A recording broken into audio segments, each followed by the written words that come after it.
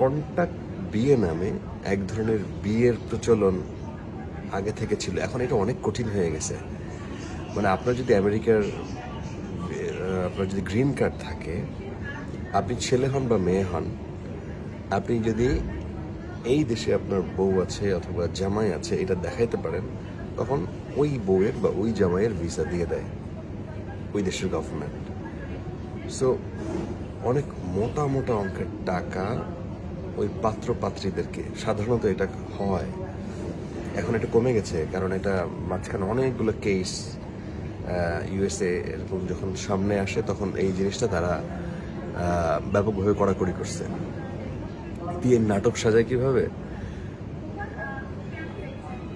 সব বিয়ের ছবি তোলে, বিয়ের সাজ সাজে, বিয়ের ছবি তোলে, ছেলে মেয়ে আলাদা ছবি তোলে, তাদের মধ্যে একটা কন্ট্যাক্ট হয়, চুক্তি হয়, ধরেন একটা টাকা, ধরেন সেটা 20 লাখ টাকা হইলো, বেশিও হয়, এটাও শুনছি আমেরিকাতে আরো বেশি হয়। তো ওইটা তারা কন্ট্যাক্টে যা হওয়ার সেটা তো হয়, টাকা কত অংশ আগে দেয়, পরে কত অংশ দিবে, এরকম একটা ব্যাপার স্যাপার থাকে। যেটা ওইখানে থাকে সেটা হলো এই বিয়ের সাথে আসল বিয়ের কোনো সম্পর্কই নেই, এটা হচ্ছে জাস্ট টাকার জন্য এক ধরনের বিজনেস। সো এই বিয়ে করে অনেকে ওইখানে গিয়ে বিপদেও পড়ে।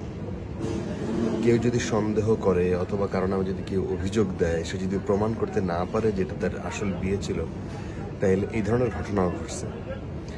এই টেন্ডেন্সিটা সিলেটের, আমাদের অন্য জায়গায় দেখছি, কিন্তু সিলেটে এটা অনেক বেশি, যেহেতু এখানে টার্গেটই থাকে দেশের বাইরে যাবে, ইউরোপে বা আমেরিকাতে যাবে, সে কারণে মানে যে কোনো উপায়ে হচ্ছে তারা যেতে চায়।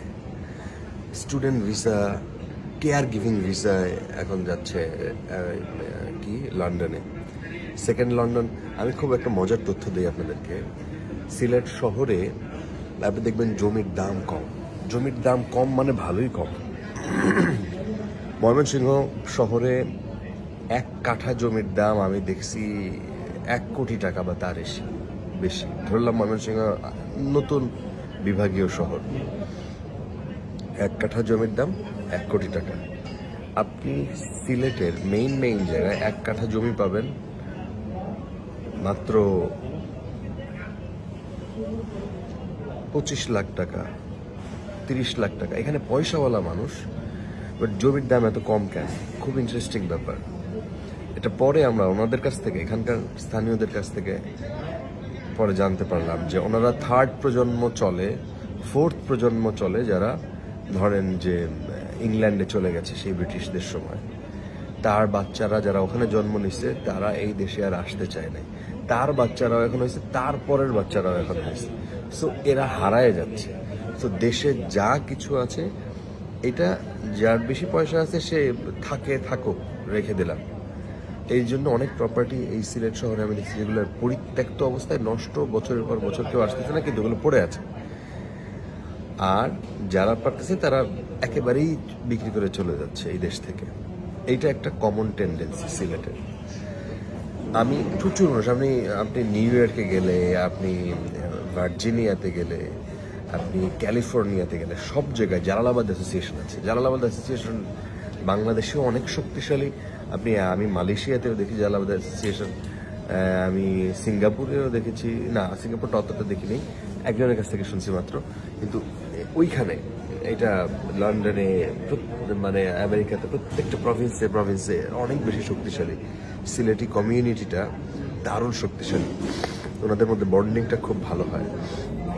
ওনারা সাধারণত, আমি দেখি না এটা, সিলেটের ছেলে মেয়েদের বিয়ে বাইরে দেয় খুব কম, নানা কারণে এটা হয়।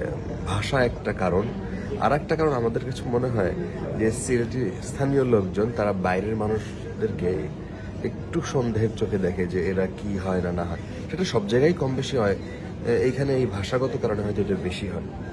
সো ওনারা ওনাদের বাইরে যাইতে চান না। আমি এরকমও দেখছি যে এক পরিবারে 5টা ছেলে সিলেটের মধ্যে, আর অন্য পরিবারে 5টা মেয়ে, সবাই 5টা ছেলে মেয়েকে এক্সচেঞ্জ করে মানে বিয়ে দিয়ে দিচ্ছে। হ্যাঁ, তো আমি ঢাকায় যে ফ্লাইটটার জন্য অপেক্ষা করতেছি, এই ফ্লাইট হচ্ছে লন্ডনের ফ্লাইট, যেটা বাংলাদেশ বিমানের ডিরেক্ট এখান থেকেই লন্ডন চলে যায়, মানে না সরি ঢাকা হয়ে লন্ডন যায়। তো এখানে এই ব্যাপারগুলো আমার কাছে মনে হয় যে খুব ইন্টারেস্টিং। সিলেটি এই যে বিদেশে যাবার যে টেন্ডেন্সি সাংঘাতিক রকমের। আমি যেই ন্যাচারালি যেই দারুণ ভাইবটা পাই, ধরেন আমার চোখে সারা পৃথিবীর সবচেয়ে সুন্দর জায়গা যদি বলেন আমার এলাকা, মানে আমি যেখানে বড় হয়েছি, সেটা আমার শৈশবের কারণে, সেটা আমার বয়সের কারণে, আমার বাপ মার কারণে, আমার শিশু বয়সের কারণে, আমার স্মৃতির কারণে, স্মৃতি কাতরতা বলতে পারেন।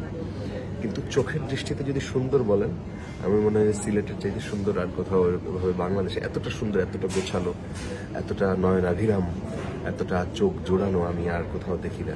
সারা বাংলাদেশে যখন তাপদাহ করতেছে, আমি বাইরে একটু আগে যখন সিএনজিতে আসতেছিলাম, আমার কাছে মনে হচ্ছিল যে আমার সোয়েটার পরা উচিত ছিল। সিরিয়াসলি সোয়েটার পরা উচিত ছিল, মানে এত ঠান্ডা লাগতেছে। আমার একটু ঠান্ডা ঠান্ডাও লেগে গেছে, আসতে আধা ঘন্টা সময় লাগে আমি যেখানে ছিলাম এয়ারপোর্টে। তো সেই জায়গায় রেখে মানুষ বিদেশে যাইতে চায়, তাও পার্মানেন্টলি চলে যায়। এটা আমার কাছে মনে হয় যে এটা হয়তো একটা কষ্ট থাকে, অথবা মানসিক সেট আপই এরকম, যেমন যেহেতু আত্মীয় স্বজন তারা দেশের বাইরে আছে, তো তারা একটা সাপোর্ট হয়তো পায়। কিন্তু এত সুন্দর জায়গা ছেড়ে একেবারে বিদেশে যাওয়া, এই মানুষগুলোকে আমরা হারাই ফেলি। আবার এই মানুষগুলো এইভাবেই বেড়ে ওঠে যে ভবিষ্যৎ এদের এরকমই। তো সিলেটি মানুষরা কম্পারেটিভলি আমার কাছে একটু নাইভ মনে হয়, একটু সহজ সরল মনে হয়। নিজেদের মধ্যে থাকতে তারা পছন্দ করে, কিন্তু তারা খুব ভালো মানসিকতা, সাদা বেশিরভাগ। আমি আমার বন্ধু, আমাদের পরিচিত যারাই ছিল, আমি সব জায়গায় এই কমিউনিটির সাথে সবসময় যুক্ত থাকছি। তো ওনাদের সম্পর্কে যেইটুকু ধারণা তৈরি হয়েছে, আমার কাছে মনে হয়েছে এটা একটু ডিফারেন্ট আমাদের অন্য অন্য জায়গার চাইতে। সিলেটি মানুষের জন্য শুভকামনা। সিলেট এয়ারপোর্টটা ঢাকার এয়ারপোর্টের চাইতে সবচেয়ে সুন্দর।